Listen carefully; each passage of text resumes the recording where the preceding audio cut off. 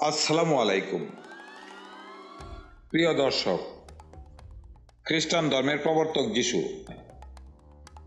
ওদের ধর্মগ্রন্থ বাইবেল হল ঈশ্বর প্রদত্ত বিধিবিধান। অন্যদিকে ইসলাম ধর্মে যিশুকে ঈসা আলাইহিস সালাম হিসাবে উল্লেখ করা হয়েছে। তিনি কোরআনে বর্ণিত 25 জন নবীর একজন, যার উপর আসমানি কিতাব ইনজিল নাজিল হয়েছে। ইনজিল শরীফের বিকৃত রূপই বাইবেল। খ্রিস্টান ধর্মমতে যিশু যখন পাপ ও পুণ্য, ন্যায় ও অন্যায়ের পার্থক্য মানুষের সামনে তুলে ধরতে লাগলেন, তখনই শাসকদের রোষানলে পড়লেন। রোমান সম্রাট টাইবেরিয়াসের শাসন আমলে তাকে ক্রুশবিদ্ধ করে হত্যা করা হয়। ইসলাম ধর্ম মতে যে লোক ঈসা আলাইহিস সালামকে হত্যার জন্য নিয়োজিত হয়েছিল, তাকে আল্লাহ তার কুদরতি ক্ষমতায় ঈসা আলাইহিস সালামের রূপে পরিবর্তন করে দেন। নবী ঈসা আলাইহিস সালামকে আসমানে উঠিয়ে নেন তিনি। আল্লাহ তাআলা এমন এক সময় ঈসা আলাইহিস সালামকে দুনিয়াতে পাঠাবেন যখন মানুষের ঈমান আখলাক এক সত্যিকার দুর্দশায় উপনীত হবে। তিনি মানব শান্তির জন্য যুগান্তকারী ভূমিকা পালন করবেন। এই পর্বে কুরআন ও হাদিসের আলোকে আমরা সে কাহিনী জানার চেষ্টা করব। তার আগমনের লক্ষণ কি হবে? তিনি এসে মানবকুলের কল্যাণের জন্য কি কাজ করবেন?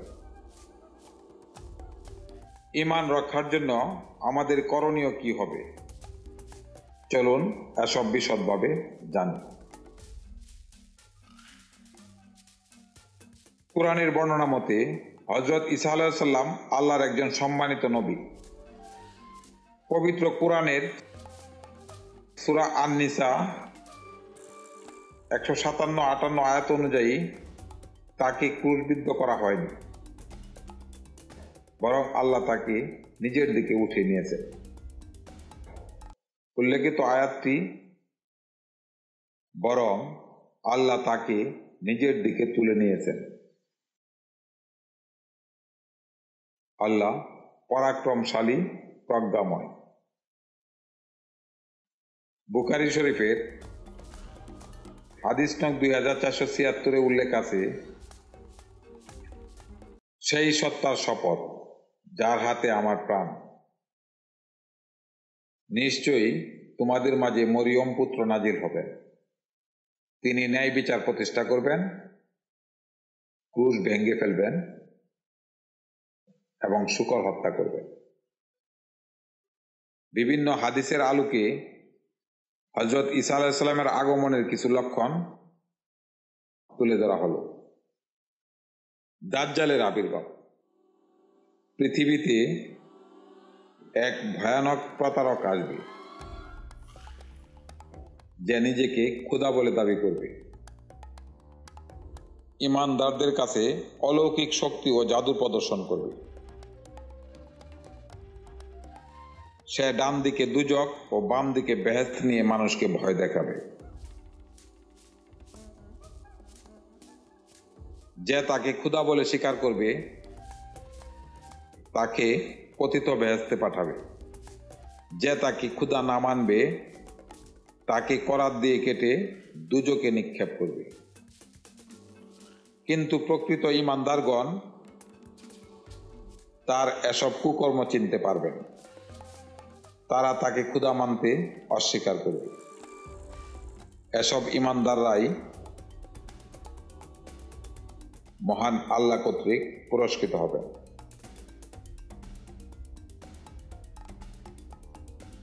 আরেকটা অন্যতম লক্ষণ হলো ইমাম মাহাদির আগমন। বিশ্বব্যাপী এক কঠিন যুদ্ধ সংগঠিত হবে, যাতে লক্ষ লক্ষ লোক মারা যাবে অথবা শহীদ হবে। তখন পূর্ব দিক থেকে ইসলামের বিজয়ী পতাকা হাতে এক নেতার আবির্ভাব ঘটবে। তিনিই হবেন ইমাম মাহদী। শুধু দর্শক মণ্ডলী, দাজ্জালের আগমন এবং ইমাম মাহদী নিয়ে আমাদের তৈরি একাধিক ভিডিওর লিঙ্ক ডেসক্রিপশনে দেওয়া আছে, আগ্রহ থাকলে দেখে নিতে পারেন। হযরত ঈসা আলাইহিস সালাম দামেস্কের পূর্ব দিকে সাদা মিনার থেকে পুনরাগমন করবেন এবং মাহদীর ইমামতিতে নামাজ আদায় করবেন। দাজ্জাল নির্মূলে তার সঙ্গে একত্রে কাজ করবেন। হাদিসের বর্ণনা অনুযায়ী ঈসা আলাইহিস সালাম দাজ্জালকে লুদ নামক স্থানে হত্যা করবেন।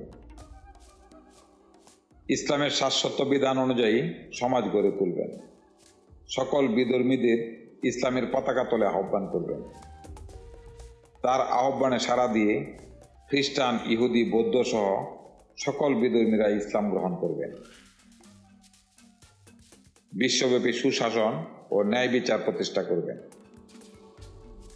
শুধু দর্শক মণ্ডলী, হযরত ঈসা আলাইহিস সালামের পুনরাগমন কেবল অতীতের গল্প নয়, এটি ভবিষ্যতের বাস্তবতা। আমরা কি প্রস্তুত? আমাদের তখন করণীয় কি হবে? আমাদের উচিত হবে নিজ নিজ ইমানি শক্তিকে মজবুত করা, ইসলামের বিধিবিধান মতে নিজেদেরকে পরিচালন করা,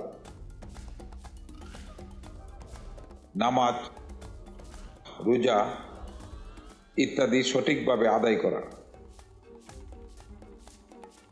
দাজ্জালের ফিতনা থেকে বাঁচতে আল্লাহর নিকট সাহায্য চাওয়া এবং দোয়া করা, হে আল্লাহ, আমাদের ঈমান দৃঢ় করো এবং সত্যের পথে পরিচালিত করো। আমিন।